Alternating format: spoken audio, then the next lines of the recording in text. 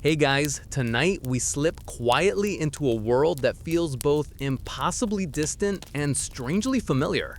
You're in southern Mesopotamia, somewhere around 3000 BCE, and the very first rays of the sun are spilling across the flat horizon.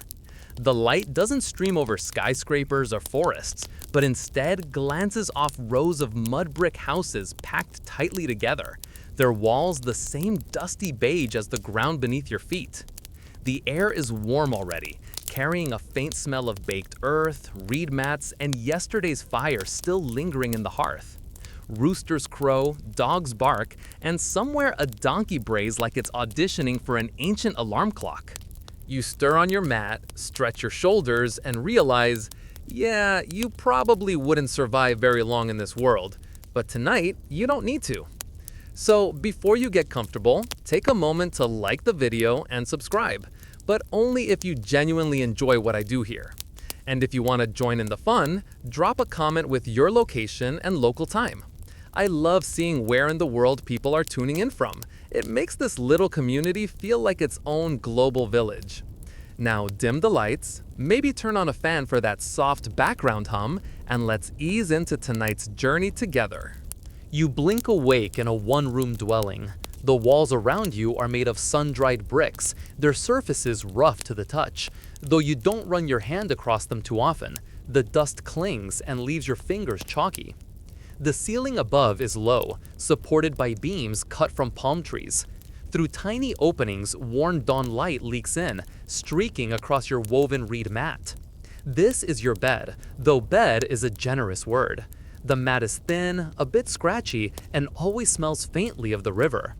You roll onto your side and watch as a family member, maybe your spouse, maybe one of the kids, shuffles toward the doorway to tug open the reed curtain that serves as a door. A slight breeze wanders in, carrying with it the scent of the Euphrates not far away, equal parts water and mud. As your eyes adjust, you take in the little details of your home. Clay jars sit along the wall, storing everything from grain to sour beer. A couple of reed baskets slump in the corner, one of them hiding the family stash of dried dates. A hearth, little more than a shallow clay pit blackened with soot, holds ashes from last night's cooking fire. The faint marks on the floor aren't decorative, they're just a result of sandals dragging dust back in after a long day. Still, you feel a kind of comfort in the clutter. This is normal life here, steady as the rising sun. Somewhere outside, voices rise as neighbors begin to stir. A woman balances a water jar on her hip, heading toward the nearest well. You hear the slap of sandals against packed earth as children chase each other, shrieking with energy that doesn't seem to fade even in the desert heat.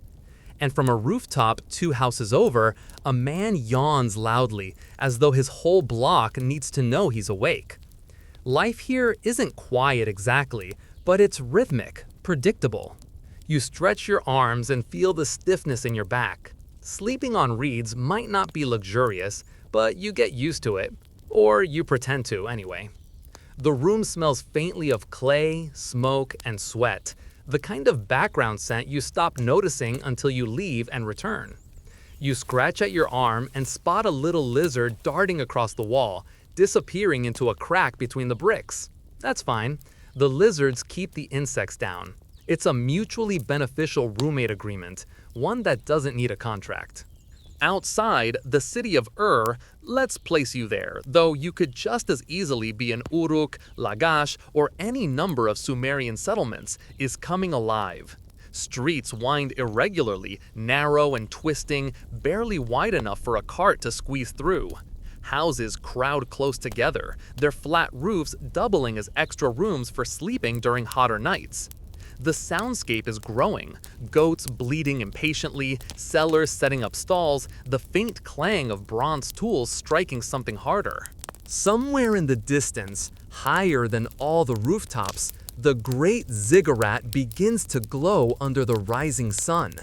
A mountain of mud brick rising from the otherwise flat plain, as though the gods themselves need a ladder to climb down and visit. You shuffle toward the doorway, the cool reed mat scratching your heel as you step off. The packed earth outside greets your bare feet, smooth in some places, sharp in others. A neighbor waves absently while carrying a bucket, not really looking at you. People are busy. Everyone's always busy here. Survival doesn't allow for much lounging, at least not until the midday rest. You inhale deeply, filling your lungs with warm, dusty air that smells faintly of livestock. Let's pause on one detail historians still debate: whether most ordinary Sumerians actually lived with their animals inside their houses, or whether that's just a misinterpretation of archaeological remains. Some scholars argue that smaller homes doubled as barns, with goats or sheep wandering in and out, while others say, no, that was only a temporary measure. Either way, as you stand in your doorway, it wouldn't be unusual to see a goat wander right past you, giving a bleary look that says, "You woke me up too early, human." You rub your eyes and try to shake off the sleep. The morning is still relatively cool, but you know how fast that will change. By noon, the sun will be brutal, hammering down on rooftops and drying out the canals. So, the early hours are precious, the only time of day when walking around doesn't feel like an endurance test. You hear the faint plop of a fish jumping in the canal nearby, the water catching the first glints of light. For a moment, you consider walking over, dangling your feet in, but then you remember the warning: crocodiles. They aren't common here, but someone always knows someone who swears a cousin's uncle saw one last season. Better safe than sorry. You glance back inside your house and notice your family stirring. Someone yawns, someone else coughs, and you realize it's time to get moving. Work doesn't wait. Still, you take a moment to appreciate the morning. This is a world where you measure time not by digital clocks, but by shadows sliding across walls. The rooster crow, the smell of smoke, the faint chill in the air. These are your signals. And as you stand there, half in the cool shadow of your doorway and half in the warming glow of the sun, you can't help but notice how much of this feels familiar. Sure, the clothes are different, woolen skirts, maybe linen if you're lucky, nothing with a zipper or elastic band. And sure, the tools are primitive, stone and bronze, no plastic in sight. But waking up, stretching sore muscles, hearing neighbors groan awake, and watching the sun climb higher, that part feels timeless. A quirky tidbit for you: some archaeologists believe Sumerians smeared a kind of paste made from river mud and crushed reeds on their walls each year, almost like a yearly ritual house refresh. Imagine spring cleaning, except instead of scrubbing baseboards, you're literally plastering your house back together with muck. It sounds messy, but the alternative was watching your home crumble into dust. So here you are at the very start of a Sumerian day. Your stomach growls faintly. You'll deal with that in a bit. For now, you stand in the doorway, rubbing the sleep from your eyes, while around you the city hums with life. Somewhere, a potter's wheel spins. Somewhere, a scribe scratches lines into a clay tablet. Somewhere, a priest clears his throat before chanting to the gods. And here you are, barefoot in the dust, blinking at the rising sun, ready, more or less, for whatever the day will bring. Your stomach growls again, louder this time, reminding you that even in the world's first cities, breakfast waits for no one. You duck back inside, where the smell of smoke is rising from the hearth as someone stirs last night's embers back to life. A few twigs snap, a puff of ash curls upward, and soon the faint flicker of flame is licking at the edges of kindling. The warmth spreads slowly, enough to chase off the last bit of morning chill clinging to your skin. On a low clay table, you see what passes for breakfast in this part of the world. A small pile of barley flour, a jar of dates, and a clay jug holding a frothy liquid that smells, well, not exactly appetizing. This, you realize, is beer. But don't get too excited. Sumerian beer isn't the crisp golden pints you might imagine from your local pub. It's cloudy, thick, and sometimes chewed before it's swallowed. Think of it less like a beverage and more like a liquid porridge. Still, it's safe to drink, and that's more than can be said about river water. You settle down cross-legged while someone sets a basket of bread beside you. The bread is flat, round, and baked just yesterday. When you tear a piece off, the texture is coarse, with little crunchy flecks of bran from the barley. A smear of date paste sweetens it, and suddenly your morning feels just a bit brighter. You pop a date into your mouth, savoring the sticky sweetness. It clings to your teeth in that way fruit always does, leaving you licking your molars as though trying to coax out every bit of sugar. Grinding the barley was your first chore, and you remember it well. In fact, you probably did it just yesterday, kneeling over a flat stone, pushing a heavy handstone back and forth until the kernels broke into flour. It's slow, repetitive, and guaranteed to leave your arms sore. But without it, there'd be no bread, no porridge, no beer. So every household does it daily. Archaeologists even point to the calluses on ancient skeletons as proof. Thickened bones in women's arms show how grinding grain shaped everyday life. As you chew, you glance at the jug of beer again. A long reed straw sticks out from the top, bent slightly at the end. You lift it and take a cautious sip. The flavor is tangy, a little sour, and surprisingly filling. Not exactly refreshing, but you can see why Sumerians drank it morning, noon, and night. It was food, water, and buzz all in one. Historians still argue whether people actually felt tipsy from this early beer, or whether the low alcohol content meant it was mostly just a safe, starchy drink. Either way, it beats a glass of untreated canal water full of mystery floaters. As you swallow, you can't help but smile. Here you are, sipping what is essentially the world's first beer recipe, and it feels almost normal. People thousands of years ago were already looking for ways to make life both safer and a little more fun. And honestly, not much has changed. Nearby, a child fidgets with a sticky lump of date paste, shaping it into a ball before licking their fingers with exaggerated delight. Their mother frowns and scolds, muttering something about wasting food. Dates aren't cheap after all. They're harvested from palm groves with effort, climbing tall trees and swatting away bugs that always seem to want in on the feast. But it's worth it, because dates are little sugar bombs, a perfect contrast to the steady blandness of barley. You tear another piece of bread and imagine the variety this meal could take. Sometimes, instead of bread, you might have porridge, barley boiled in water until it thickens, maybe flavored with garlic or onions. Other days, goat milk might appear, tangy and rich, but that depends on whether the goat is in the mood to cooperate. Breakfast isn't a grand feast, it's fuel for work ahead. Still, you can picture someone, somewhere, adding a sprinkle of herbs just to make it feel fancy. And here's a quirky tidbit for you. Some ancient tablets suggest Sumerians believed beer had protective qualities, not just physical, but almost spiritual.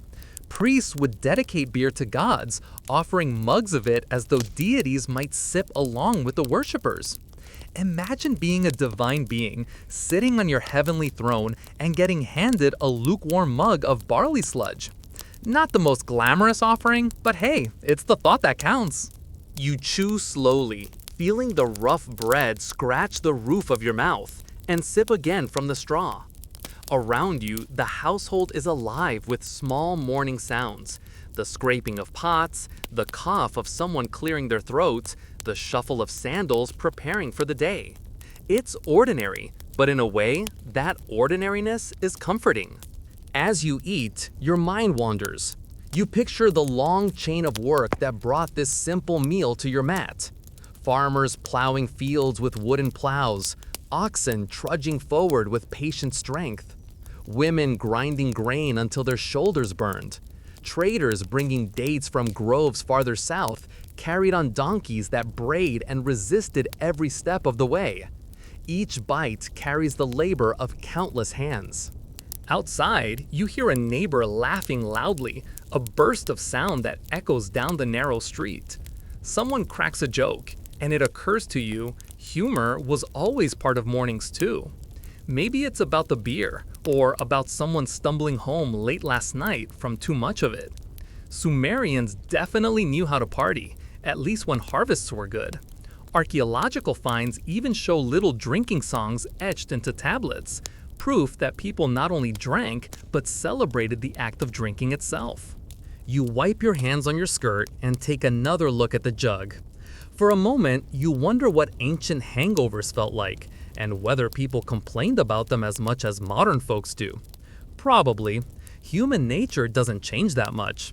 Maybe some neighbor already claimed to have invented the world's first hangover cure, likely involving more bread, more beer, and maybe a nap in the shade. Breakfast winds down slowly. The bread basket empties, the date jar is tucked away, and the fire burns lower.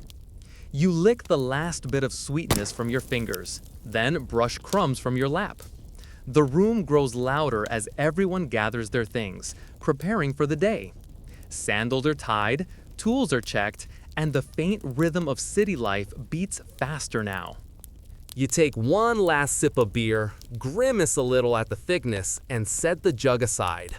The sun is climbing higher, its rays sneaking into the doorway, painting long stripes of light across the floor. The heat is coming, and with it, work. You stretch, sigh, and step outside, ready to face whatever the fields and streets of Sumer have in store for you. You wipe a few crumbs from your mouth, tie the straps of your worn sandals, and step out into the narrow street. The air has warmed already, the coolness of dawn slipping away like a dream you can't quite recall. The sun hangs low but strong, casting shadows of houses and rooftops across the packed earth beneath your feet. You join the slow trickle of neighbors heading the same way, toward the fields where today's work waits. The city of stretches around you in dusty hues of brown and beige.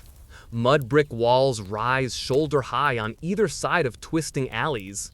Doors are reed mats, rooftops flat, and the occasional goat seems to believe it owns the road. The streets are uneven, sometimes sinking where the soil is soft. You step carefully, adjusting your stride to avoid puddles left by last night's water hauling. As you walk, your sandals squish faintly in damp soil. These sandals are simple things, flat soles of woven reeds, tied with rough straps. They aren't particularly sturdy, and you've had to replace the straps more than once already. The soft silt of Mesopotamia doesn't exactly do wonders for footwear.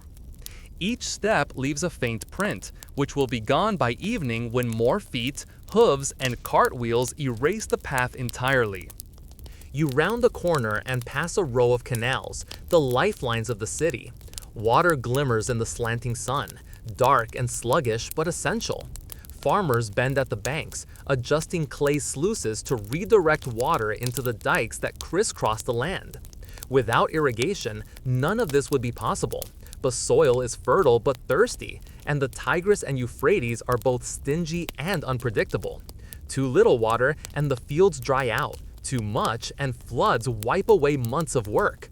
Historians still argue whether Sumerian irrigation was carefully managed or whether it was more chaotic, a desperate patchwork of canals built whenever disaster loomed. Either way, you're grateful for the trickle of water running beside you, proof that someone upstream did their job. The smell of wet mud clings to the air, heavy and rich. It's the smell of life here, the scent of barley and wheat waiting to grow. As you cross a small wooden bridge over one canal, you glance down and see tiny fish darting between shadows. A frog croaks lazily as though it has all the time in the world. And maybe it does. Unlike you, it isn't expected in the fields. Walking farther, you pass by a man driving a pair of donkeys pulling a cart stacked with clay jars. He nods at you, squinting in the morning glare. The wheels of his cart creak and wobble, threatening to give out at any moment, but somehow they keep turning. Dust rises around the donkey's hooves, coating their legs in a pale film. One of them brays, startling a group of children playing nearby. The kids scatter, laughing, their bare feet slapping against the dirt. The path narrows as you leave the tighter maze of houses and step into the outskirts. Here, the smell changes. The air carries the sharp tan of dung. Animal pens line the way, filled with bleating goats and grunting pigs. A cow swishes its tail lazily, flicking flies that immediately swarm back. You pause for a moment as a shepherd shuffles past with a small flock, tapping his staff against the ground to keep the animals in line. They bleat indignantly, as though their morning plans have been ruined. You keep walking, sandals sinking slightly into soft soil. Ahead, the horizon opens, and you catch your first real glimpse of the farmland stretching outward from the city. Neat rows of barley stalks reach skyward, though they're still green and low this early in the season. Between the rows, narrow irrigation ditches carry water from the canals, glistening like little ribbons of silver under the sun. Birds flit from stalk to stalk, bold enough to steal stray seeds when no one is looking. You make a mental note. Later, you'll have to wave them off, or the harvest will suffer. Your path takes you along the dikes, earthen ridges built to guide water into different sections of the fields. The ground squelches beneath your sandals, cool and sticky. Sometimes you sink deeper than expected, mud creeping between your toes. It's not pleasant, but you're used to it by now. You mutter under your breath about sandals never lasting more than a season. Still, without these dikes, there'd be no crops at all, so you tolerate the muck. As you trudge, you can't help but notice the sky above. Wide, open, and brilliant blue. It seems endless, stretching far beyond the horizon. No mountains, no forests, just flat plains meeting the heavens. It feels vast, humbling, and maybe even a little lonely. You imagine the gods watching from up there, deciding whether today will be merciful or punishing. That thought lingers in the back of your mind as you walk, a reminder that no amount of human labor can fully control the whims of nature. You pass another traveler heading the opposite direction, a woman balancing a clay jar of water on her head. She nods as she goes by, posture steady despite the weight. The jar doesn't even wobble. You wonder how many years it takes to learn that kind of balance. Probably a lifetime. You, on the other hand, would spill it within 5 steps and have to explain why dinner tasted like dust. A quirky tidbit here, some Sumerian texts suggest travelers carried small clay tokens as early forms of receipts, tiny balls stamped with marks to show how much grain or beer they delivered. Imagine fumbling around in your pocket for ancient receipts, little pebbles instead of paper. It makes you wonder if anyone back then also muttered, "I swear I just had that token a second ago." As you continue along the canals, the sun climbs higher. Sweat beads on your forehead, and you wipe it away with the back of your hand. The fields shimmer faintly in the growing heat, little waves of warmth rising from the soil. A donkey brays somewhere in the distance, its voice echoing across the flat land like an off-key trumpet. You chuckle quietly. Some things never change. Animals always find a way to complain louder than people. The city behind you grows smaller, the ziggurat now just a distant silhouette against the sky. Ahead, the fields stretch endlessly, promising work that will last until the sun dips again. You pause at the edge of one irrigation ditch, watching the water trickle lazily. It's calm now, almost peaceful, but you know how quickly it can change. Just one heavy rain upstream, and these calm waters can swell, rushing over dikes, drowning crops in hours. It's no wonder Sumerians built entire myths around chaotic floods. After all, when the rivers decided to roar, there wasn't much you could do but rebuild and start again. Still, for this morning at least, the waters are steady, the sun is bright, and your sandals, muddy though they are, haven't fallen apart yet. You take a deep breath, filling your lungs with warm air laced with the scent of wet earth, and keep walking.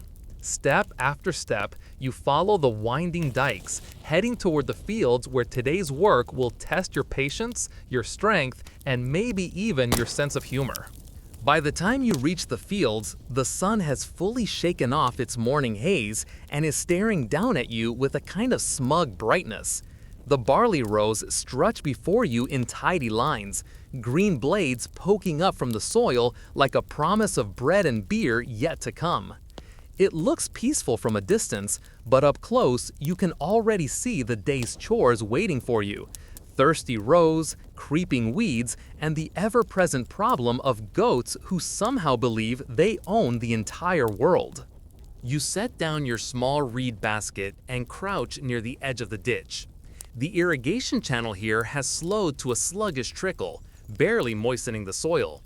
With a stick, you push aside a clay plug, and suddenly the water rushes into a new row, spreading like liquid silver between the barley shoots. The plants seem to perk up instantly, as if whispering their thanks. This is the rhythm of your life, guiding water, tending rows, keeping everything balanced between drought and flood. Of course, the balance doesn't always hold. Historians still argue whether Sumerian farmers had strict irrigation schedules or whether it was more like a neighborhood free-for-all. Whoever got to the sluice first claimed the water. You can almost imagine the squabbles, neighbors yelling across the fields, accusing each other of stealing the flow. For now, though, no one is around to contest your work, and the water flows exactly where you want it, a small victory. The soil here is rich, dark, and sticky. It clings to your sandals, forming little mud cakes that make each step heavier. You scrape your foot against the stone, muttering about sandals never lasting more than a season. As you straighten, a warm breeze brushes your face, carrying with it the mixed scent of barley, mud, and distant livestock. It's not exactly perfume, but it tells you the land is alive. A bleat interrupts your thoughts, sharp and insistent. You glance up to see the familiar culprit. Goats. 3 of them, to be precise, have wriggled their way through a gap in the dike and are now happily munching on tender green shoots. You shout, waving your arms in a way that must look ridiculous from afar. The goats look up, chewing slowly, eyes blank with defiance. One even tilts its head as if to say, "Really? You're going to stop me?" With a sigh, you pick up a clump of mud and toss it gently in their direction. It splats nearby, and finally they scatter, trotting off with a chorus of offended bleats. You make a mental note before lunch, or they'll be back with reinforcements. The sun climbs higher, and already you feel sweat sliding down your back. Your shirt, wool, scratchy, and not exactly breathable, is sticking to your skin. You roll up the hem a little, not that it helps much. Around you, the barley whispers in the breeze, the soft rustle almost like waves. It would be soothing if you weren't bent double, pulling weeds from the soil. Your hands come away dark and gritty, fingernails packed with earth. But this is the work. Every weed you yank means more food for your family later. You pause, straightening your back, and stretching your arms overhead until your shoulders pop. For a moment, you let yourself imagine what it will feel like months from now, when the barley grows tall and golden, when harvest fills the air with the smell of cut stalks, when granaries brim with the season's wealth. It's a comforting thought, though always tinged with uncertainty. One flood, one drought, one swarm of pests, and it could all vanish. The gods are generous and cruel in equal measure. A quirky tidbit to lighten the mood, some ancient texts describe how farmers would talk, or even sing, to their fields, as though the plants could hear them.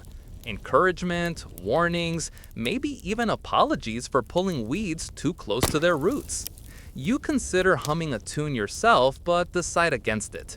The goats might come back, and you don't want them thinking it's a concert. Nearby, a farmer waves from his own plot, bent low over a row.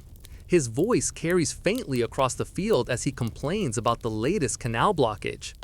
You wave back, sympathetic but not eager to join the gossip right now. Your own field demands attention. You shuffle down another row, adjusting the water flow, checking for pests, making sure the soil stays damp but not soggy. The rhythm is hypnotic. Lift the plug, let water in, watch it spread, block it again. Step, bend, pull, straighten, sigh, repeat. Your mind drifts as you work. You think of breakfast, of the rough bread and sweet dates that fueled your morning.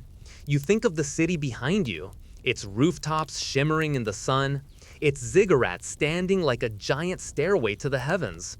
You think of how many generations before you did the exact same thing, crouching in the mud, coaxing life from the soil. The thought is oddly grounding. You are one link in a very long chain, stretching back farther than anyone can remember. As you splash water into another row, you notice small tracks in the mud.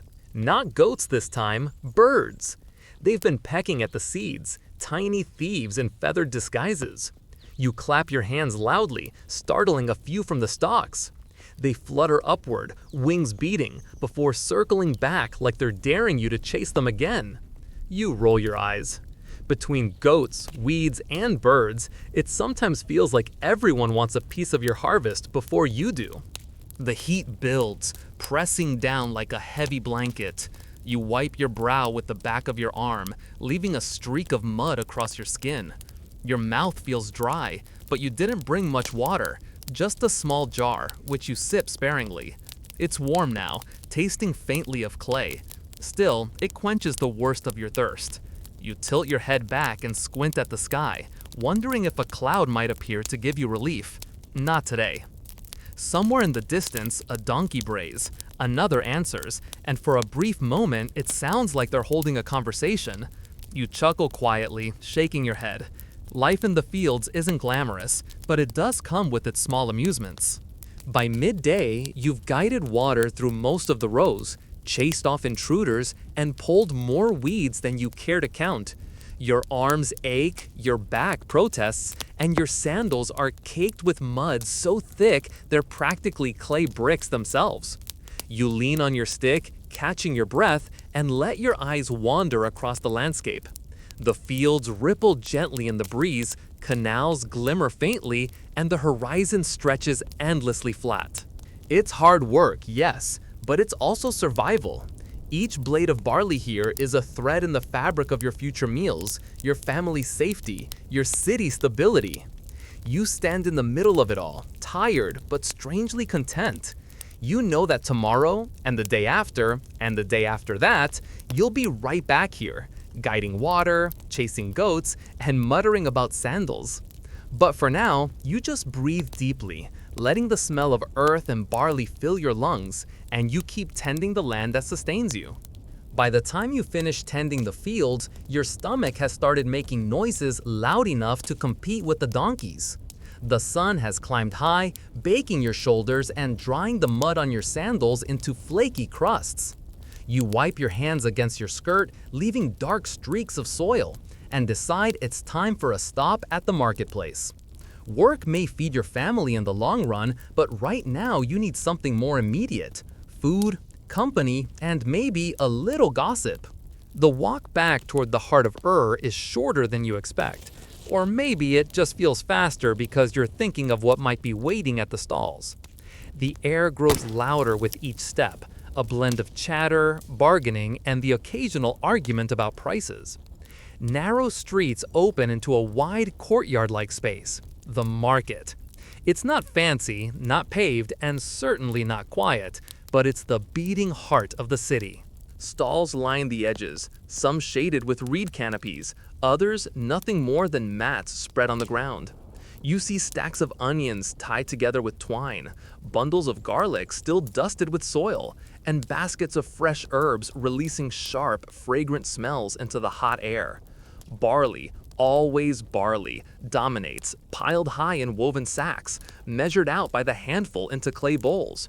People jostle, laugh, and argue over portions, their voices overlapping in a lively chorus. Your nose leads you toward another cluster of goods, dried fish, pungent enough that you smell them before you see them. They're laid out on mats, stiff and silvery, a reminder that even in a land of mud and fields, rivers are lifelines. Next to the fish sits a basket of salt, traded in from distant lands. It sparkles in the sunlight, a luxury that not everyone can afford. You wonder briefly if a pinch might sneak its way into your dinner stew tonight. You pass by a wool seller, his stall draped with heavy folded skirts and shawls. The wool is rough, scratchy, and dyed in muted colors: reds, browns, the occasional faded blue. A child tugs at one of the pieces, clearly unimpressed until their mother pulls them away with an apologetic look. Wool isn't glamorous, but it's warmth, and warmth matters more than fashion when the chill of night sweeps through the city. Then there are the metalworker stalls. You stop for a moment, mesmerized by the glint of copper under the sun. Tools, trinkets, and ornaments lie side by side. Sickles sharp enough to cut through barley stalks, pins for holding garments in place, and little figurines shaped like animals or gods. You pick one up, a tiny copper goat, and can't help but laugh softly. If only the real goats were this obedient. The seller grins, seeing your amusement, and quotes you a price that makes you raise your eyebrows. Definitely not in your budget today. The sounds of the market swell around you. A woman shouts that her dates are sweeter than anyone else's. A man insists his onions will make your neighbors jealous. Children dart between legs, laughing, while a dog nosedives into a pile of straw, probably looking for scraps. You step carefully to avoid a collision, your sandals crunching against scattered chaff. Historians still argue whether these markets were strictly regulated by temple officials or whether they were more informal, run by households trading surplus goods. Some evidence suggests both. Official oversight when it came to larger trades like grain or metals, but everyday exchanges happening casually. Standing here, surrounded by the noise and bustle, you get the feeling it's both structured and chaotic at the same time. People know the rhythms, the rules, and yet everyone seems ready to bend them with enough persuasion. Your attention shifts to a man selling clay jars. They're stacked carefully, each one slightly different, though all carry the same earthy hue of fired mud. You run a hand over one, feeling the faint ridges left by the potter's fingers.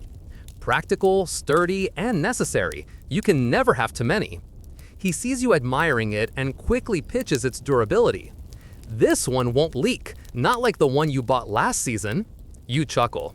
Somehow, every jar seller always claims their jars are leak-proof, and somehow, every jar eventually leaks. A quirky tidbit for you, some cuneiform tablets from these cities record the exact quantities of onions and garlic traded, down to the handful. Imagine living in a world where your shopping list is preserved for thousands of years. Someone's ancient 5 onions and 3 garlic bulbs might be sitting in a museum case right now, while you can't even remember what you needed from the store last Tuesday. You wander farther, drawn by the smell of fresh bread. A baker fans his clay oven with a woven mat, pulling out rounds of flatbread that steam in the open air. The crust crackles, and you almost forget you ate earlier this morning. You buy one with a handful of barley in trade, the warmth radiating through your fingers.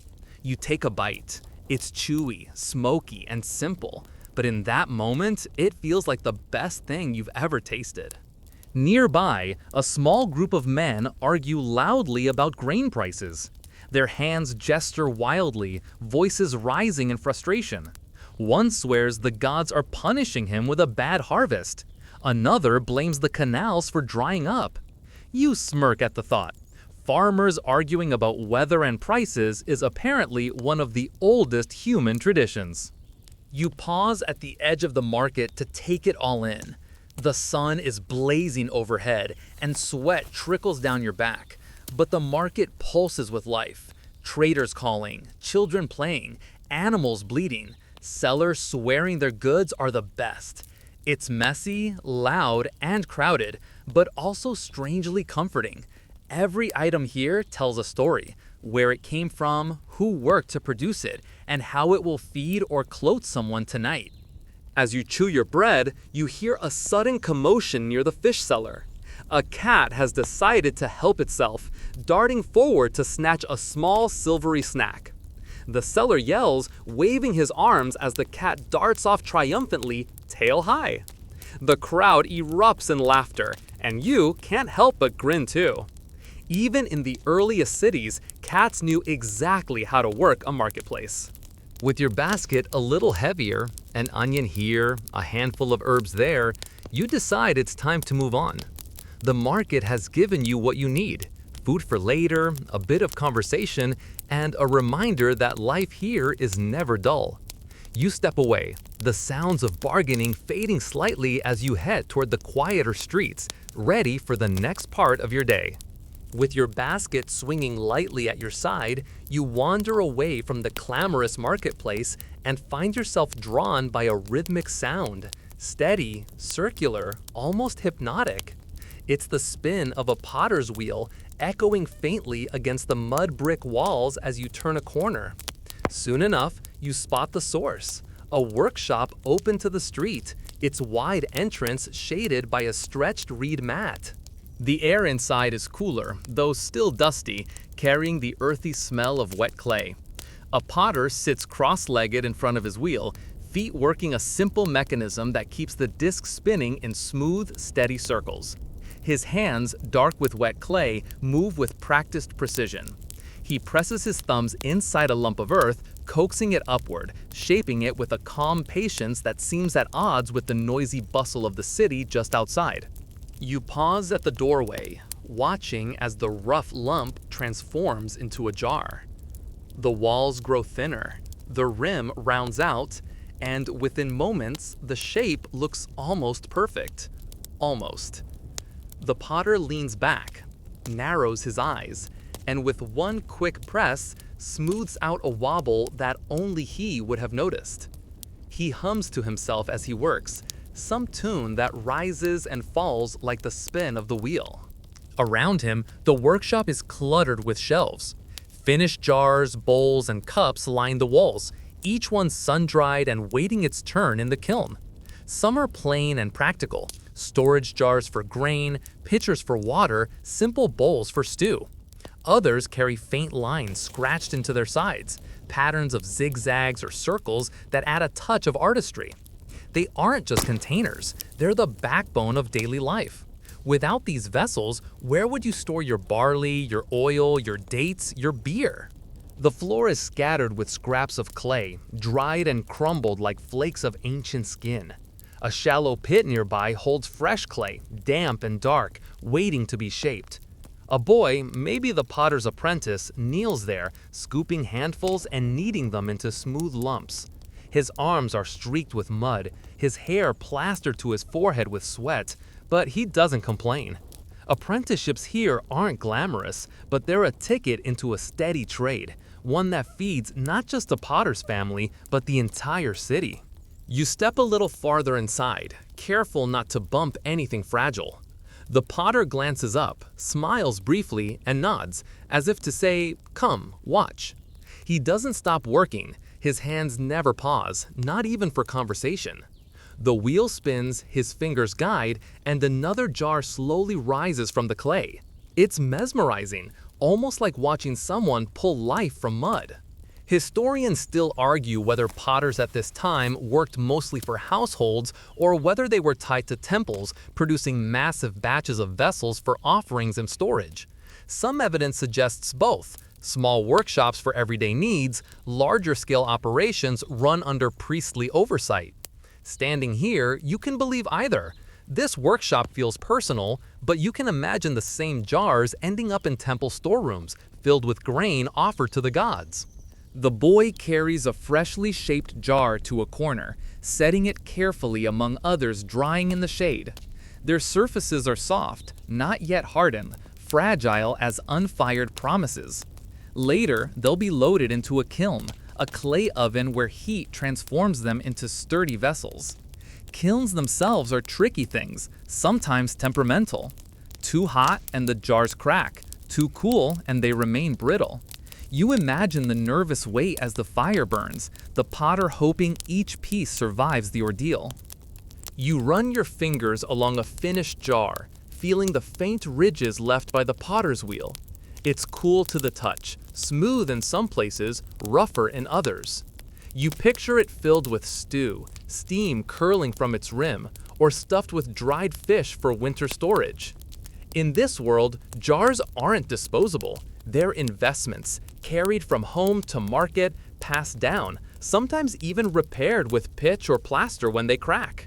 Some archaeologists have found jars with little fingerprints still visible in the clay, impressed by potters thousands of years ago. Imagine leaving your mark without meaning to, only to have it preserved for millennia.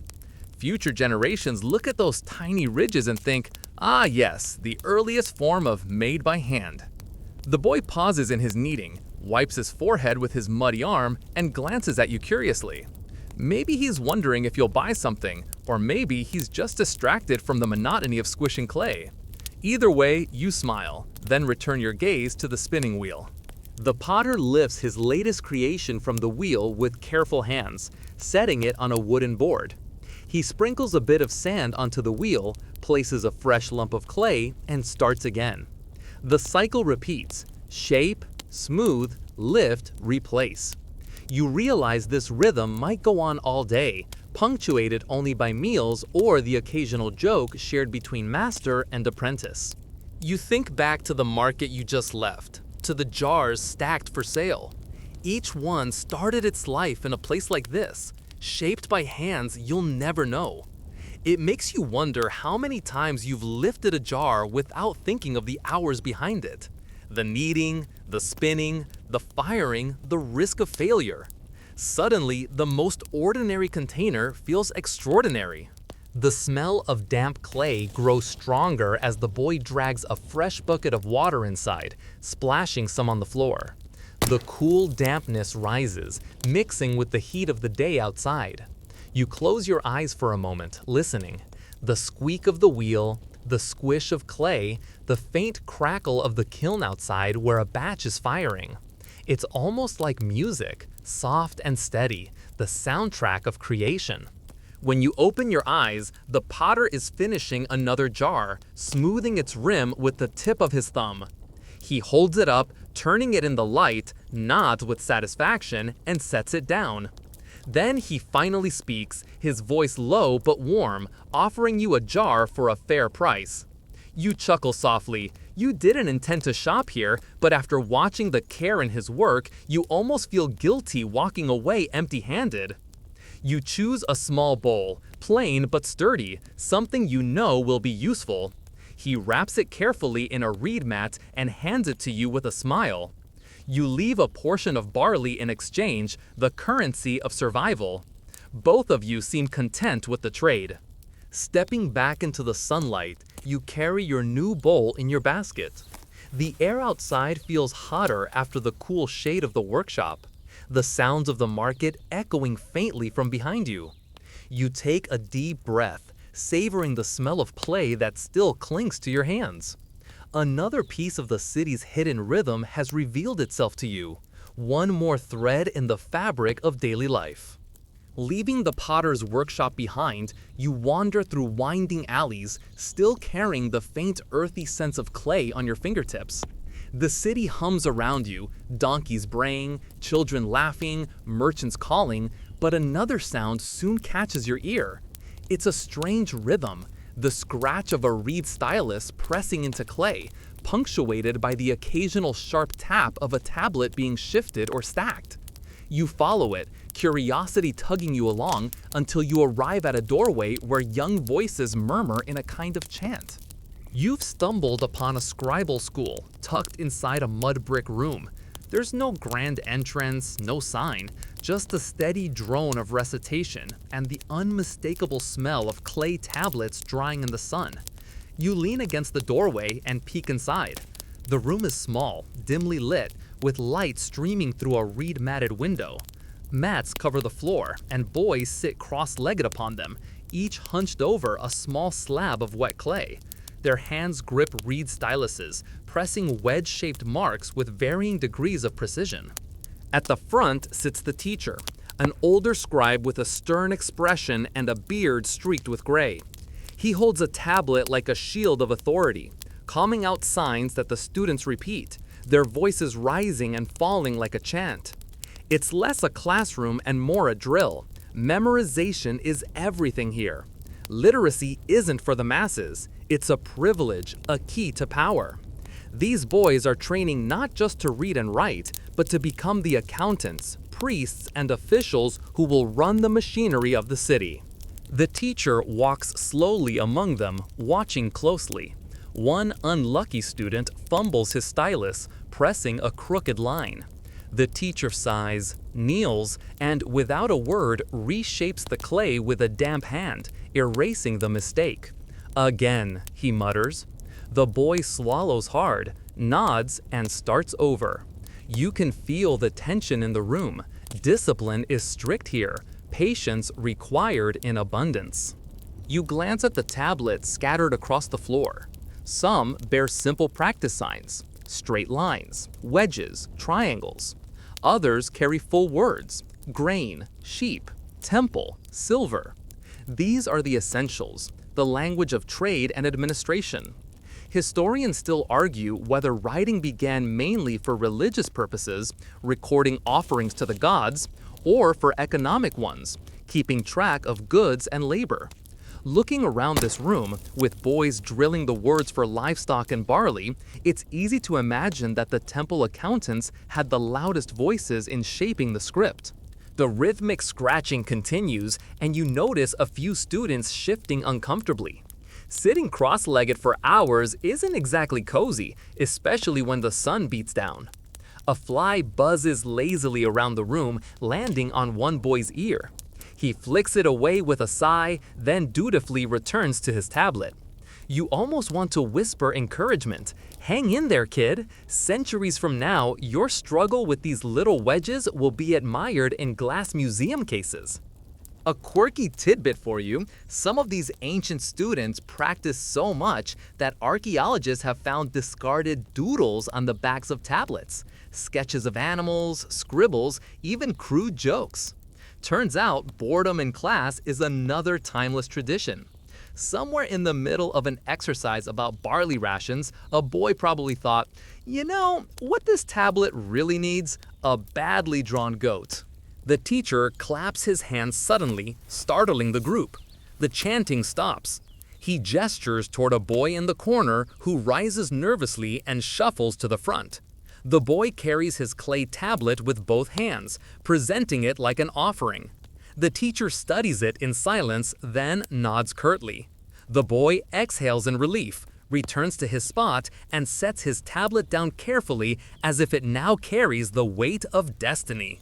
You can almost feel the pride radiating off him. For good reason too. Being literate in Sumer is like holding a master key.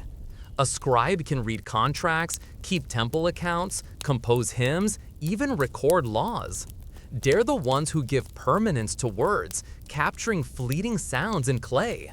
Without them, so much of this world would vanish into silence.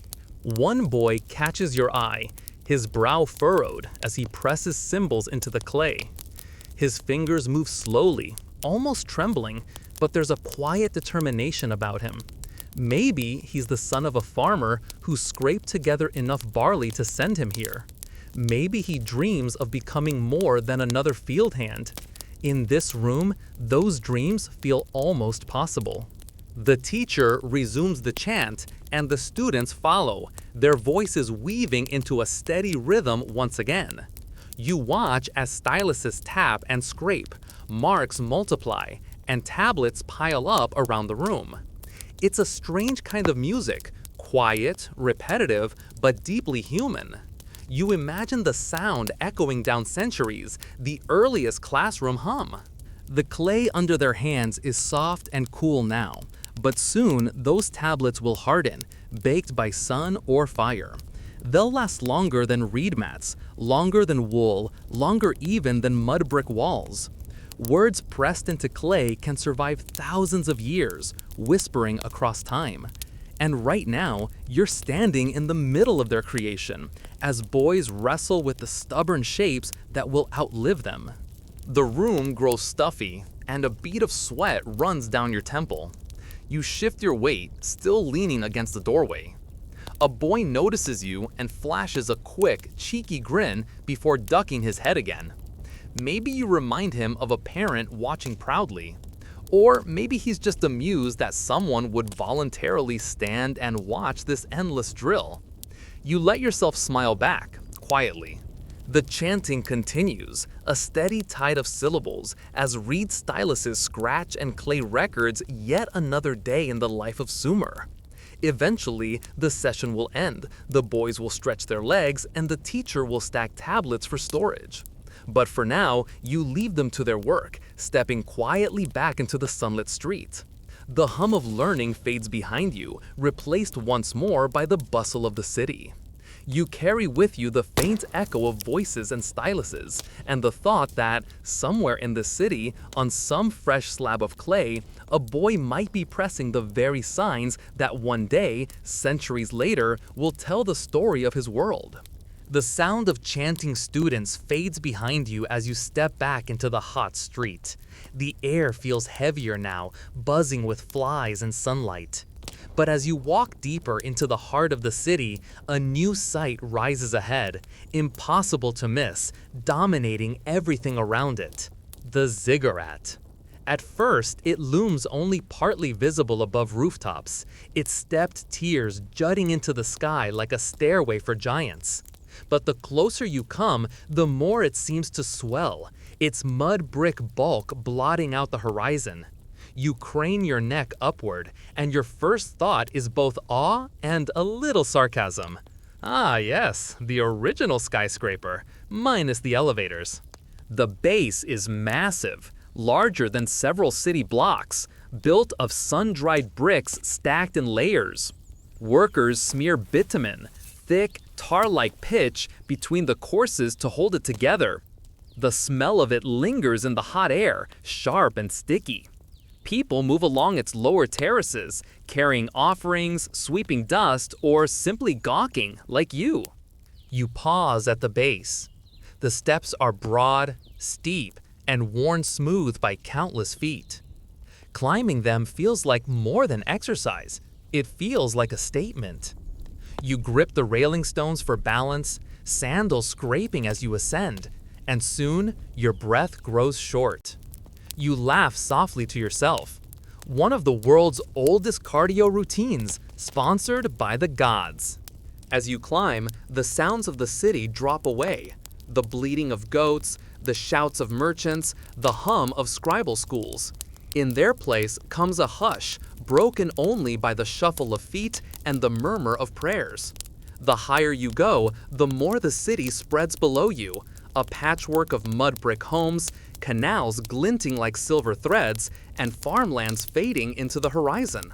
Near the top, incense smoke drifts toward you. It curls from bronze censers, carrying the scent of resin and cedar. The air grows thicker, almost dreamlike, as though you're leaving the ordinary world behind.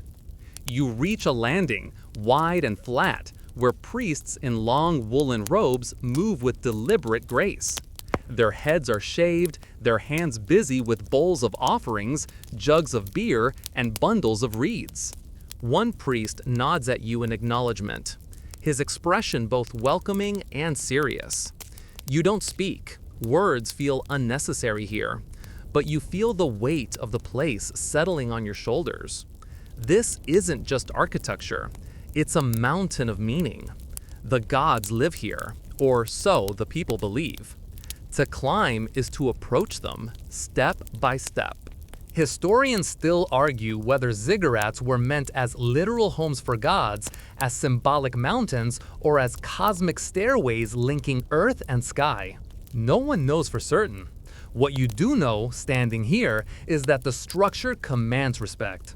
Its sheer scale dwarfs you, reminding you that in this world, humans are small, fragile, and dependent on forces far beyond their control. A priest places a bowl of dates on an altar, then pours a thin stream of beer over them as an offering. The liquid drips down the stone, glistening in the light. Another priest lights a fresh handful of incense, the smoke rising in thick ribbons. The scent stings your nose but also soothes, like the smell of distant pine forests you've never actually seen.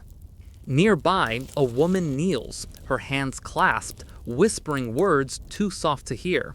Maybe she's praying for her crops or her family, or simply asking the gods not to flood the fields this year. You think back to your morning in the fields, to the stubborn goats and the unpredictable waters. Suddenly, her prayers feel less abstract and more like survival strategy. A quirky tidbit, some ancient tablets describe priests sleeping in small chambers atop ziggurats, hoping for dreams that carry divine messages. Basically, the earliest version of sleeping on it when you have a tough decision. Imagine climbing all these stairs just to take a nap and hoping the gods send you a memo overnight. You wander slowly along the platform, careful not to get in the priest's way. From up here, the city looks peaceful, though you know it's buzzing with daily chaos. You spot the marketplace, the potter's workshop, even the scribal school you left earlier. It all seems smaller, manageable, when viewed from the heights of the ziggurat. Maybe that's part of the point. Climb high enough and the problems of the city shrink, if only for a while. The sun blazes overhead and sweat trickles down your back, but a faint breeze cools your face. You breathe deeply, inhaling incense and wind, and let your mind drift. You wonder whether the gods actually listen, whether they care, or whether they're simply convenient characters people invent to explain why rivers flood and crops sometimes fail. But you stop yourself. Doubt isn't exactly the safest thought here, especially when surrounded by devoted priests. Instead, you mutter a polite prayer of your own, something about good harvests and fewer mosquito bites. The climb has tired you more than you expected, and you sit for a moment on a shaded stone bench. Your legs ache, your chest rises and falls slowly, and you imagine the thousands of people who have done this same climb before you, year after year, festival after festival. The ziggurat is a monument not just to the gods, but to human persistence. The endless stacking of bricks, the endless climbing of stairs, the endless hope that someone, somewhere, is listening. Eventually, you rise, brush dust from your skirt, and begin the careful descent. Going down is easier, though the steps are steep, and you keep a hand on the wall to steady yourself. The city grows larger again as you descend, the voices drifting upward, the smell of baked clay and animals returning. By the time your sandals hit the ground, the ziggurat looms behind you once more, towering and silent, its smoke curling toward the sky. You glance back at it, one last look. Whether stairway to heaven, cosmic mountain, or just the world's largest exercise machine, it's unforgettable. You adjust your basket, take a deep breath of ordinary air, and step back into the flow of daily life. The climb up and down the ziggurat leaves your legs heavy, like you've been trudging through wet clay for hours. Your stomach gives a polite but insistent growl, reminding you that you've been awake since dawn, and all you've had since breakfast is a hunk of flatbread at the market. It's midday now, the time when the sun feels less like a distant star and more like an overly clingy friend pressing itself against your shoulders. You wander down a side street, away from the bustle of the main market, searching for shade. The alley narrows, then opens into a courtyard tucked between houses. Here, life moves at a slower pace. The air is still hot, but the mud brick walls cast long shadows, and reed mats hang over doorways, fluttering faintly with the breeze. You find a cool corner and lower yourself onto a woven mat, grateful for the reprieve. This courtyard is alive in its own subtle way. A clay jar of water stands in the shade, beads of condensation slipping down its surface. The trick is in the porosity of the clay. Water seeps through the walls of the jar, evaporates, and cools the rest inside. You take a sip, and the water is shockingly refreshing, almost sweet, proof that sometimes ancient hacks beat modern refrigerators. Nearby, a pair of women sit cross-legged, sorting through figs laid out on a reed tray. Some are plump and soft, ready to eat. Others are drier, destined for storage. They chat idly as they work, their hands moving faster than their words, practiced in the kind of multitasking only necessity teaches. A toddler clings to one woman's skirt, tugging insistently until she passes him a fig. He chews it with sticky determination, leaving his face smeared in purple. You nibble on a fig of your own, savoring its sweetness. Combined with a handful of dates from your basket, it makes for a light midday snack. It's not elaborate, but it fills the gap. And here in the courtyard, away from the noise and dust, even a fig feels like luxury. The air hums with small sounds, the buzz of flies, the faint trickle of water in a nearby canal, the coo of doves roosting in the rafters. You stretch your legs out on the mat, sighing, and swat lazily at one of the more persistent flies. No matter how much you wave them off, they always come back. You suspect flies are the true rulers of Mesopotamia. Every feast, every courtyard, every sacrifice, they're there, buzzing like self-appointed inspectors. Historians still argue whether these midday pauses were considered formal siestas or just natural breaks from the sun. Some evidence suggests workers did indeed rest during the hottest hours, returning to the fields later in the afternoon when the sun's bite softened. Either way, you're not about to argue with tradition. A boy darts into the courtyard carrying a basket of herbs, the scent trailing after him, coriander, dill, and maybe a sprig of mint. He drops them off with the women, then runs out again, full of energy that makes you briefly envious.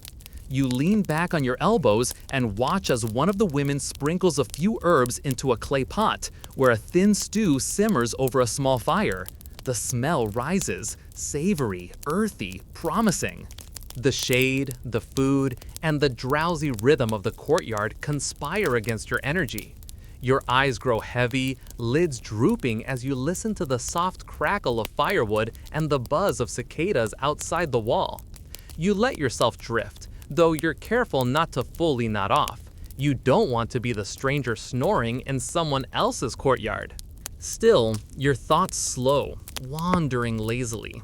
You think of the potter's wheel spinning, of the scribes chanting, of the priests whispering to their gods. And here you are, stretched on a mat, chewing figs, half asleep under the hot sun. You chuckle to yourself. Civilization might be built on temples and trade, but it also survives because of naps. Archaeologists have found board game pieces in houses, little counters carved from stone or bone. It suggests that people in cities like this enjoyed small pastimes during their downtime. You imagine someone setting up a game right here in the courtyard, dice clattering, players groaning at bad rolls. It's comforting to think that even thousands of years ago, people needed something fun to do between farming and praying. Your quiet is briefly interrupted by a goat poking its head into the courtyard, bleating as if demanding entry. One of the women shoos it away with a wave of her hand, muttering under her breath. You grinned. If there's one constant across human history, it's goats showing up where they're not invited. The courtyard settles again, and you let your breathing slow. The sun edges toward the west, its glare softening slightly. The air feels less oppressive now, more like warmth than punishment. Children's laughter drifts in from the street, mingling with the clatter of pots and the distant bray of donkeys. You roll onto your side, propping your head on your hand, and watch the women finish their work. They stack the figs neatly, ladle a little of the stew into bowls, and laugh at something only they understand. The courtyard feels like a pocket of peace inside the larger chaos of the city, a reminder that home is as much about moments as it is about walls. By the time you rise, stretching your stiff legs, you feel restored. The brief rest, the figs, the water, they've renewed your energy, enough to carry you back into the rhythm of the day. You thank the women with a nod, and one waves absently, still laughing at her own joke. Stepping back into the street, the brightness of the sun surprises you. The courtyard had been a cocoon of shade and stillness. Out here, life rushes back at full volume. But your body feels lighter, ready again for whatever comes next. After all, even the earliest civilizations knew the wisdom of taking a break. The streets feel hotter as you leave the quiet courtyard behind, the sun bouncing off the mud brick walls and filling the alleys with a warm, dusty haze. Your sandals crunch against scattered chaff, and you notice the scent of baking earth mingling with the faint tang of the canals. Somewhere nearby, a donkey brays as if to assert dominance over the neighborhood, and a group of children squeal while darting between legs, expertly avoiding punishments or collision. You're headed for the city's central water channel where laundry and small household chores are performed. It's one of those spaces that never seems quiet, even when everyone is doing their own thing. Women kneel along the bank, scrubbing fabric against stones using soap-like substances made from ash and fat. The water gurgles as it flows past, carrying away dirt and leaving behind small bubbles that catch the sunlight. You kneel by the edge and dip a hand into the current. It's refreshingly cool, a sharp contrast to the heat radiating off the streets. A woman glances at you as you test the water and smiles politely. She's washing a length of woven wool, her hands moving with smooth, practiced motions. You notice the color of the wool, muted by age and sun, and wonder how many previous washes it has endured. Perhaps the same cloth wrapped around the child decades ago, or covered the table during a feast in a time before you existed. Time, it seems, lingers in even the simplest objects here. As you kneel beside the water, you can't help but notice the rhythm. Dip, scrub, rinse, repeat. It's hypnotic, almost meditative. Your own hands itch to join in. Not that you have laundry of your own here, but there's something soothing about the methodical movement, the swish of water over fabric. You remember your morning in the fields, the water flowing through irrigation ditches, coaxing life from barley, and you realize how central water is to every part of the city's life. Without it, there'd be no fields, no food, no laundry, no life. Historians still argue whether access to communal water sources like this was strictly controlled or whether it operated more like a shared neighborhood resource. Some records hint at fines for overuse or disputes over who gets the prime spots, while others describe it as a largely self-regulated system. Standing here, watching the women work, you suspect it's a little of both. Everyone understands the necessity, yet no one is above testing the limits now and then. A quirky tidbit floats into your mind. Ancient texts mention women singing while washing clothes, chanting rhythmic patterns that may have coordinated their efforts, or simply made the work more bearable. You hum quietly to yourself, imagining that your presence might be considered a distraction or an accidental addition to the chorus. You lean back, letting your hands rest in the flowing water, and watch the interaction of daily life. Children splash near the edges, shrieking when droplets land on unsuspecting adults. A dog prowls lazily, sniffing for dropped food. Occasionally, someone pauses to gossip or exchange news, a new shipment of grain, a dispute over property, or perhaps the upcoming festival at the ziggurat. Life unfolds in small, repetitive motions, yet every gesture matters. The water is cool against your skin, grounding you, reminding you that even in the sweltering heat, there are places where relief exists. You watch as a woman lifts a soaked garment, twists it sharply, and hangs it across a reed line to dry. Drops fall back into the channel, glinting in the sun like tiny jewels. You notice how everyone seems to have a routine, steps repeated so often that the city flows with invisible choreography. Nearby, a man arranges clay bowls, setting them carefully on a low ledge to dry. The sun bleaches the edges of the clay, hardening the surface. You realize that drying isn't just part of laundry, it's a form of preservation, whether of cloth or pottery. Everything here is designed to last, to endure, to withstand time and weather, because resources are precious and nothing goes to waste. You dip your hand back into the flowing water, watching the currents ripple around your fingers. There's a meditative quality to it, the way the water bends and twists, carrying silt and leaves, guiding life through the city. You picture the same water nourishing fields hours ago, washing clothes here now, and flowing into the canals beyond, perhaps even reaching homes you haven't yet seen. It's a quiet reminder that everything is connected. A few pigeons land on the edge of the canal, pecking at crumbs and occasional insects. One flaps suddenly, scattering the others. The commotion is brief but vivid, a reminder that even small moments create movement, tiny stories unfolding unnoticed in the larger rhythm of life. You glance up the street and see merchants returning from the marketplace, balancing jars of water or bundles of vegetables on their heads. Their presence reminds you that everyone here is part of the same intricate network: farmers, scribes, potters, priests, laundresses, children, animals, all dependent on water, all dependent on one another. Without coordination, without small acts repeated every day, the city would falter. You pause to take a deep breath. The sense of wet mud, cooking fires, and distant incense filling your senses. The cool water laps gently against your wrists, the sun warming your back, and you feel oddly content. This is ordinary life, yes, but in its ordinary motions, there's a kind of rhythm that's mesmerizing, almost like a lullaby for the city. Your thoughts drift to dinner, the barley in your basket, the figs you carried from the courtyard. Water flows everywhere here, but food and labor are equally essential.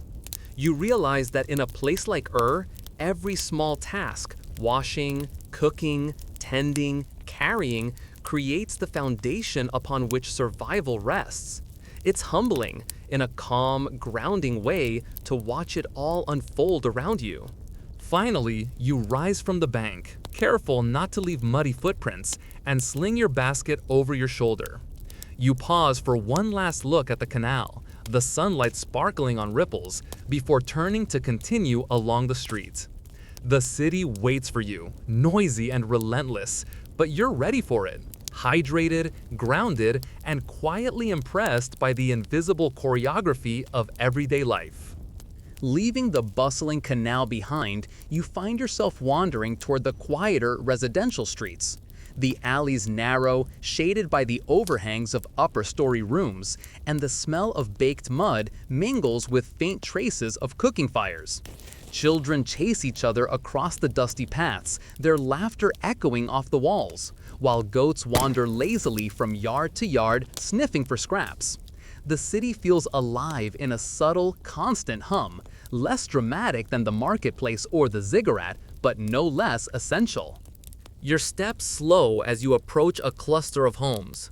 They're modest mud brick structures, low to the ground, each with a small courtyard where families gather.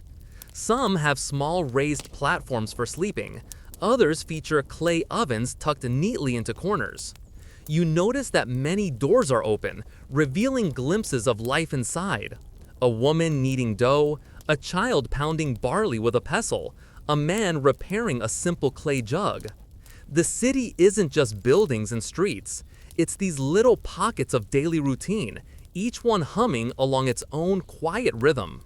You pause to watch a family in one courtyard, where a small fire crackles under a clay cooking pot.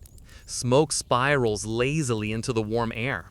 A woman stirs the pot with a wooden spoon, while a child carefully adds small portions of herbs. The scent is comforting, earthy, slightly bitter, familiar. You imagine sitting down with them, sharing the simple meal of barley porridge and stewed vegetables, listening to the soft conversation that threads through their day. Historians still argue whether the layout of these houses was primarily dictated by social hierarchy or by practical considerations, like proximity to canals and markets. Some evidence suggests both. You can see why. Narrow alleys allow shade and privacy, while open courtyards ensure ventilation and space for small-scale agriculture or cooking. The design is practical, yes, but it also carries social meaning. Who neighbors whom, who has access to the street, who oversees the canal. A quirky tidbit drifts into your thoughts as you wander. Archaeologists have discovered small toys in similar courtyards. Clay figurines, miniature animals, even tiny dolls. Kids in ancient entertained themselves with the same playful curiosity as children today, long before screens or organized playgrounds. One child nearby chases a cat with a carved stick, squealing with delight as the cat narrowly avoids capture. You can't help but grin. Some things, it seems, never change. The street hums with life. A man carries a bundle of reeds on his shoulder, balancing it carefully while avoiding children running in opposite directions.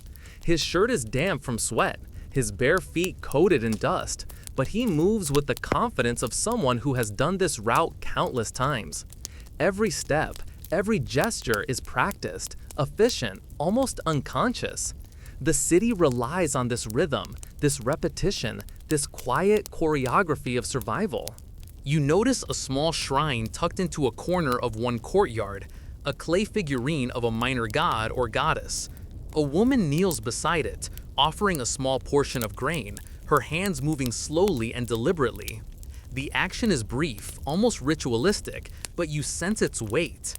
Even the smallest households maintain a connection to the divine, a way to ask for protection, for fertility, for good fortune. You pause for a moment, imagining the collective prayers of countless families like threads stretching upward into the sky. Nearby, a man sharpens a sickle against a stone, sparks flying briefly. The metallic scent of the blade mingles with the earthy aroma of clay and cooking fires. He works with precision, testing the edge against the stone, flicking small bits of metal aside. The tool will be used for harvest soon, but the act of maintaining it now is almost ceremonial, a quiet preparation that mirrors the rhythm of life itself, tending, repairing, sustaining. You step carefully over a shallow puddle left from a recent wash, the water reflecting shards of sky. It's oddly calming, watching the tiny ripples spread across the surface as you move. The city is full of these small moments of beauty. Reflections in water, shadows cast by reeds, the gentle sway of laundry on a line. They are easy to miss, lost in the clamor of work and survival, yet they persist, quietly shaping your experience. A subtle breeze lifts the smell of baking bread from a nearby courtyard, mingling with the faint odor of livestock. Chickens scratch at the dirt, pecking at grains dropped by a distracted child. The mix of scents, sights, and sounds settles into a kind of sleepy rhythm that makes your steps lighter. The city is alive, yes, but it's also predictable in a comforting way. The repetition of chores, meals, prayers, and laughter forms a pattern that you can follow without thinking, a lullaby for the senses. Some homes have small niches built into walls for storing tokens of everyday magic, amulets, charms, or tiny figurines meant to ward off bad luck. You imagine that each family has its own little collection, tiny guardians of their lives and labors, placed carefully to bring protection or prosperity. Maybe the child chasing the cat is oblivious to the charms around him, or maybe he's convinced that the cat is part of the magical order itself. You continue along the street, observing neighbors exchanging brief greetings, sharing small items like dates or water, or merely nodding in acknowledgement. The communal nature of city life here is tangible. Everyone's actions ripple outward, affecting others in subtle ways. You pass a small group repairing a section of mud brick wall, layering wet clay, smoothing it carefully with hands and fingers. Each brick placed with intention, each wall repaired with care, ensures the household remains safe, functional, and enduring. As midday wanes, the sun begins its slow tilt toward the west, and the alleys are cast into longer shadows. You feel the heat retreat slightly, leaving behind a gentle warmth that is easier to bear. The city continues its quiet choreography. Women at laundry, children at play, men tending small repairs, livestock wandering between alleys.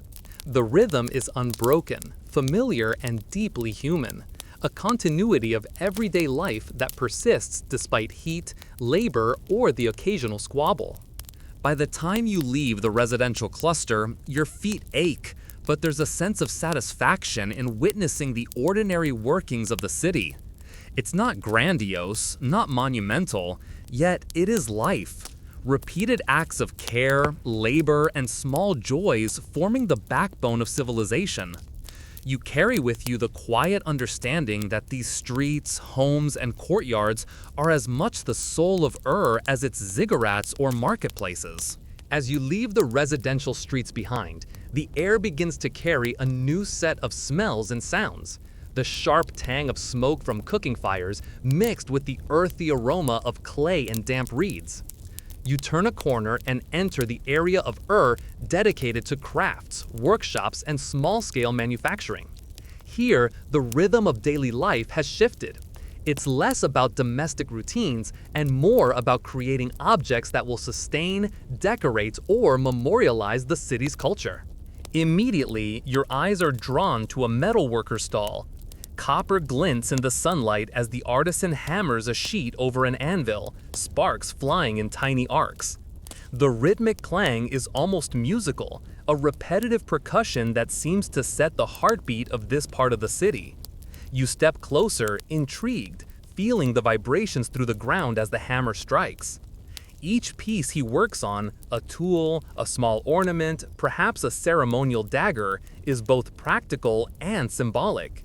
The metal will outlast the craftsman, lingering in homes or temples long after its creator is gone.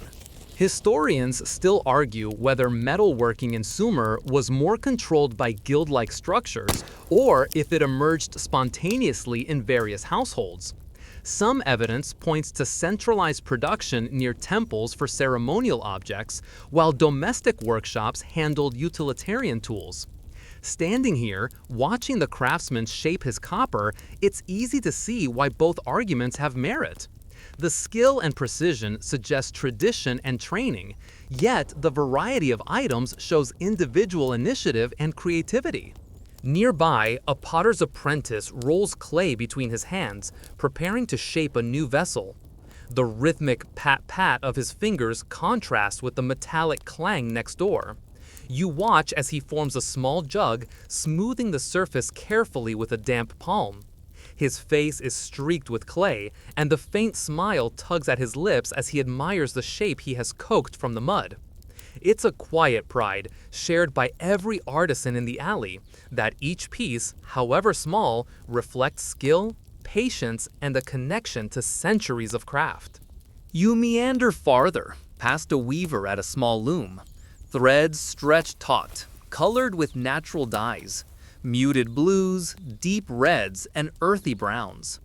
Her hands move expertly, passing the shuttle back and forth, weaving patterns that are both functional and decorative. The cloth will serve as clothing, a sack, or perhaps a ceremonial covering. Even the smallest piece carries meaning, showing the artisan's hand and the culture's aesthetic. A quirky tidbit drifts to your thoughts. Archaeologists have found evidence that some Sumerian weavers included tiny signatures in the patterns, subtle twists or motifs that identified the maker. It's like leaving a little personal whisper in a piece of cloth, a way to say, "I was here, I did this."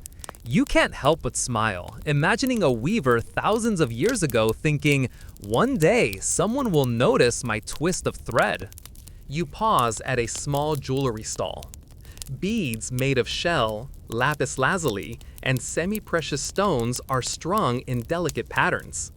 A young artisan threads tiny turquoise stones with careful precision, the sunlight catching each bead and sending tiny specks of color dancing across the walls. Jewelry isn't just adornment here, it signifies status, identity, and even spiritual protection. Every necklace, bracelet, and pen carries a story, some practical, some symbolic. The alley hums with overlapping sounds, the clanging of metal, the rhythmic tapping of weaving shuttles, the soft scraping of clay, and the occasional murmur of barter. Children occasionally run through, delivering messages or carrying small materials for their parents. Animals wander in and out, cats weaving through legs, dogs sniffing the ground, a goat tied loosely to a post chewing on stray reeds. The orchestra of craft and life creates a strangely calming effect, a lullaby for those attuned to the rhythms.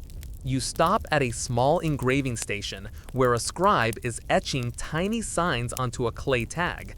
His work is meticulous, each wedge precise. These tags are meant to label jars, shipments, or storage containers, a way to track goods in the bustling economy. Historians still argue whether such tags were primarily a bureaucratic necessity or whether they had ritual significance as well. Standing here, watching the scribes' careful hands, it feels like both practicality and devotion intertwined. A small boy, likely the scribe's apprentice, watches intently and tries to mimic the wedge shapes on a scrap of clay. His stylus slips once or twice and he huffs in frustration, only to resume with renewed determination. The process is slow and repetitive, but the value of learning it is immense. Literacy, even on a tiny tag, is power, an ability to preserve transactions, memories, and responsibilities in a durable, enduring medium. Nearby, an older woman tends a dye vat, dipping skeins of wool into deep indigo. The liquid leaves her hands stained blue, streaked in uneven lines. You notice the richness of the hue, thinking how much labor and skill it takes to produce something so visually striking from natural materials. The dye will fade over time, of course, but it demonstrates mastery of chemical and artistic knowledge, a subtle magic woven into everyday life. You wander farther along the alley, watching artisans at every turn. There's a continuity in motion, the repetitive gestures, the careful attention, the pride in creation. Each action, whether hammering metal, threading beads, or pressing wedges into clay, contributes to the city's survival and identity. Even the smallest craftsman is vital, a quiet pulse in the city's larger heartbeat. A quirky observation strikes you. Some workshops have tiny figurines or charms tucked into corners, as if to bless the workspace. Perhaps luck for the craftsman, perhaps an offering to the gods, perhaps just superstition. Regardless, the human need for reassurance, protection, or favor is evident in every carefully placed object. You pause to take a deep breath, inhaling the mingling scents of smoke, clay, wool, and metal. The alley is alive, rhythmic, practical, and oddly serene. It reminds you that civilization isn't built solely on temples or markets. It's crafted in the hands of ordinary people, day by day, object by object. Every hammer strike, every stitch, every wedge of clay is a quiet act of continuity, preserving the life and culture of the city. Leaving the workshops behind, you wander toward the outskirts of the city, where the streets widen slightly and the hum of craftwork fades into a subtler, earthier rhythm. Here, life slows. The smell of baked mud lingers, but it's mixed with fresher scents. Damp soil, ripening barley, and the faintly sweet aroma of date palms swaying in a light breeze. You notice children playing near a low wall, skipping over stones, while women carry water jugs from a small canal. The pace here is less frantic, almost meditative, as though the city itself exhales when you reach this part. Your attention is drawn to the fields just beyond the city walls. The irrigation canals split into smaller branches, their waters glinting in the sunlight. Farmers move along the edges, checking the flow, repairing minor breaches, and bending over to inspect their crops. You recognize the barley and wheat waving gently in the wind, the green of young shoots blending with the golden tips of maturing stalks. This is the heartbeat of survival, the foundation of trade, diet, and daily life. Without these fields, everything else in the markets, temples, homes, would collapse into chaos. Historians still argue whether Sumerian irrigation systems were centrally planned or evolved more organically over time. Some evidence suggests careful oversight by temple administrators, ensuring equitable water distribution. Other evidence hints at local, cooperative management among farmers. Standing here, you can understand both arguments. The canals run with apparent order, but there's also an improvisational feel in how farmers direct the flow, plug small leaks, and adjust channels as needed. Some records suggest that farmers use songs to coordinate water distribution. Each group might hum or chant a pattern to synchronize their efforts, turning practical labor into a gentle, collective melody. You hum quietly to yourself, imagining centuries-old irrigation chants echoing across these same fields. Perhaps a nearby farmer would have recognized your tune. or at least judged you for it. You walk along the field edge, noticing the soil's texture, its dark, almost rich scent. Your sandals press lightly into the damp earth where recent watering has softened the top layer. Small frogs leap from shadow to shadow near the canal banks, and dragonflies dart above the surface, catching the sunlight on translucent wings. It's peaceful, almost dreamlike, a stark contrast to the noisy central streets you left behind. A group of farmers pause near a sluice gate, their hands and tools moving in practice coordination. Water is redirected into a smaller canal feeding the inner fields. One man gestures toward a patch of barley, noting some stalks leaning too heavily under the weight of grain. Another adjusts a small support, propping up the stalks to prevent breakage. The scene is quiet, repetitive, almost rhythmic in its simplicity. The success of the city depends on these tiny acts, repeated daily, tirelessly, year after year. Nearby, a boy digs carefully along the edge of a furrow, planting seeds in neat rows. His hands are coated with wet soil, his sleeves rolled up, and he pauses to wipe sweat from his brow. You watch, impressed by his focus, thinking that even in ancient times, children learned responsibility early. Every movement here is a lesson in patience, in timing, in understanding the interplay between human effort and natural forces. You kneel briefly to examine a patch of soil, brushing it gently through your fingers. Tiny bits of roots and straw cling to your palm. The earth feels alive, yielding but resistant, a mixture of potential and reality.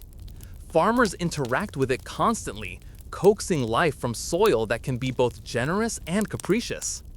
It's a relationship requiring intuition and experience, a quiet partnership between humans and nature. Some Sumerian farmers were known to use rudimentary pest control, like planting certain herbs to deter insects or even releasing small animals into the fields. Imagine tiny cats patrolling barley stalks or aromatic plants placed strategically to confuse locusts. It's a reminder that innovation often comes from observation, trial, and necessity, even in ways that seem quaint today. You watch as a woman bends over a shallow trench, manually checking the irrigation channels near her crops. She adjusts the small barriers that control the flow, using a combination of sticks and mud to guide the water precisely where it's needed. The rhythm is almost hypnotic. Water flows, soil drinks, plants thrive. You realize that the entire city's sustenance depends on this seemingly endless attention to detail, carried out quietly and persistently by countless hands. The sun reaches its zenith, casting short shadows across the fields. You take a moment to sit on a low bank, letting your eyes wander over the expanse of green and gold. The gentle rustle of leaves, the soft gurgle of canals, and the muted movements of laboring farmers create a sense of timeless continuity. You imagine that people have stood here, watched these fields, and felt this quiet satisfaction for centuries. Historians still argue how much of this agricultural knowledge was transmitted orally versus recorded on clay tablets. Some evidence suggests temple scribes maintained meticulous records, tracking seed types, irrigation schedules, and yields. Other evidence points to experiential knowledge passed from parent to child, generation to generation. Standing here, amidst the rhythm of labor and growth, you sense that both methods likely coexisted, each reinforcing the other in sustaining the city's delicate balance. The breeze picks up, carrying the faint aroma of wildflowers and fresh earth. A bird lands on a fence post, chirping intermittently, while a cat slinks along the canal bank, pausing to sniff at a frog before moving on.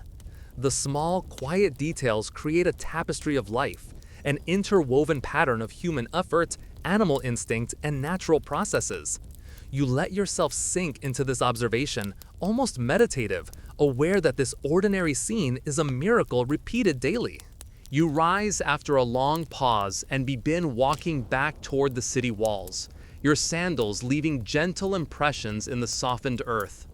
The rhythmic work of farmers continues behind you, a silent reassurance that life endures, rooted firmly in soil, water, and persistence. You carry with you the sense of a day well observed, a quiet understanding of how survival, labor, and patience intersect in the daily life of Ur. Returning from the fields, the streets of Ur feel warmer, dustier, and busier than before as the afternoon sun begins to tilt toward the west. Shadows stretch long across the mud brick walls, softening the harsh glare of midday. Merchants start packing up unsold goods, children still chase each other in alleys, and the smell of cooking fires begins to intensify, promising evening meals for families returning from work. You notice the subtle shift in tempo. The city is still alive, but there's a gentle winding down, a collective preparation for nightfall. You wander toward a bustling marketplace that has survived the sun's full intensity. Stalls are laden with produce, pottery, woven cloth, and fragrant spices. You pass a merchant arranging dates in neat piles, their deep brown skins gleaming in the fading sunlight. Another lays out clay jars, each carefully balanced to avoid rolling off the reed mat display. The sounds are now softer, fewer sharp calls, more casual bargaining and laughter. People seem more relaxed, shifting from the urgency of the day to the calm routines of evening. Historians still argue how much barter versus standardized pricing influenced the market economy in Sumer. Some clay tablets indicate fixed measures and agreements, while other sources suggest a more flexible, personal negotiation between buyer and seller. Watching the vendors, you notice a mix of both. Precise scales for grain, but playful teasing and negotiation for smaller goods like figs or woven belts. The rhythm is familiar, give and take, measured with care and courtesy, an unspoken choreography perfected over decades. Merchants occasionally use tokens or small clay figures as early coupons or placeholders for transactions. Imagine leaving a little clay sheep with a vendor and saying, "Hold this for my wheat next week." It's a practice that feels charmingly human, improvised, practical, and undeniably personal. You drift along the stalls, letting your fingers brush lightly against pottery rims and smooth beads, feeling the texture of work and care. A small child runs past, carrying a miniature clay pot for play, laughing as he narrowly avoids bumping into your legs. You smile, remembering the tiny figurines and toys you observed in courtyards earlier. Even here, in the marketplace, the presence of children reminds you that life continues, not just through labor, but through clay, curiosity, and imagination. Turning a corner, you encounter a small shrine tucked between two stalls, a clay figurine of a minor deity surrounded by offerings. A vendor kneels briefly, sprinkling a few grains of barley as thanks for protection during the day's trade. The gesture is simple, quiet, but profoundly human. Small acts of devotion, repeated daily, weave the fabric of spiritual life into the rhythm of commerce. The mixture of business and belief is seamless here. Survival and piety coexist in a delicate balance. Nearby, a group of women bargain for fish from a basket by the canal's edge. They inspect each one carefully, flicking fins and gills with practiced hands. The fish glisten with residual water, and the aroma is faintly metallic but fresh. Negotiation is quick, punctuated by laughter and friendly teasing, a dance of words and gestures. You watch, appreciating the nuance. Survival is as much about skill and human interaction as it is about access to resources. A quirky observation crosses your mind. Some market stalls employed simple advertising, like placing a small clay figurine next to a pile of dates to signal quality or freshness. You imagine vendors getting creative, trying to outshine each other with tiny displays or subtle charms, a combination of marketing and superstition. The hum of conversation, footsteps, and occasional braying of animals forms a gentle soundtrack, blending with the smell of herbs, bread, and cooking fires. You pause by a potter who is spinning his wheel slowly, demonstrating skill without urgency, a quiet patience that mirrors the day's fading light. His hands move with a calm confidence, shaping vessels that will endure far longer than the noise of the marketplace itself. You meander further, noticing artisans and families preparing to close shop or return home. Children are collected, baskets lifted, doors closed, and the streets gradually empty of midday chaos. The canals reflect the golden sunlight, shimmering like molten metal, and the distant ziggurat casts long, gentle shadows across the city. You pause to take it all in: the architecture, the people, the movement, and the rhythms of survival. There's a comforting predictability here, a quiet assurance that life carries on, repetition and ritual intertwining with creativity and spontaneity. A final whimsical note: you notice a few stray cats weaving between stalls, perhaps seeking scraps or company, unnoticed by humans too absorbed in closing their day. Their presence is a subtle reminder that even small creatures partake in the city's life, shaping it in imperceptible ways. The marketplace, like the city itself, is alive in layers: labor, devotion, commerce, play, and survival, all overlapping in a soft, enduring cadence. You rise to continue your walk toward the city gates, the sun now a mellow disk dipping toward the horizon. The streets grow quieter with every step, yet the city feels far from asleep. Instead, it hums gently, the pulse of slowing but never stopping.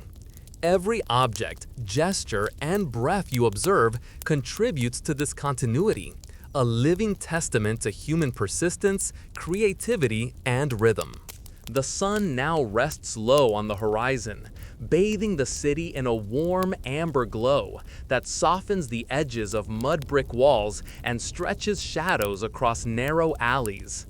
You feel a gentle fatigue settle into your legs, a reminder of the hours you've wandered from ziggurat to fields, from workshops to marketplaces. The rhythm of the day has been long, deliberate, and rich in small details, and now the city itself seems to sigh in preparation for evening. As you stroll along the main thoroughfare, lanterns are being lit, small clay vessels filled with oil flickering to life, casting gentle golden circles on the streets. The light glimmers in the rippling water of the canals, reflecting the movement of people returning to their homes. You pass families carrying their evening meals, children holding hands, pets trailing behind. The air is cooler now, carrying the faint scent of bread baking, stew simmering, and the sweet musk of date palms swaying in the breeze. You pause by a small shrine tucked beside the street. A young woman kneels quietly, offering a few grains of barley and murmuring a prayer. You watch, listening to the soft cadence of her words, noting how even in the simplicity of evening rituals, there is a beauty and dignity that transcends centuries. Life in is not defined solely by monumental structures or grand festivals. It is also in these intimate, personal gestures repeated day after day. Historians still argue how strictly religious practices were regulated in households versus the larger temples.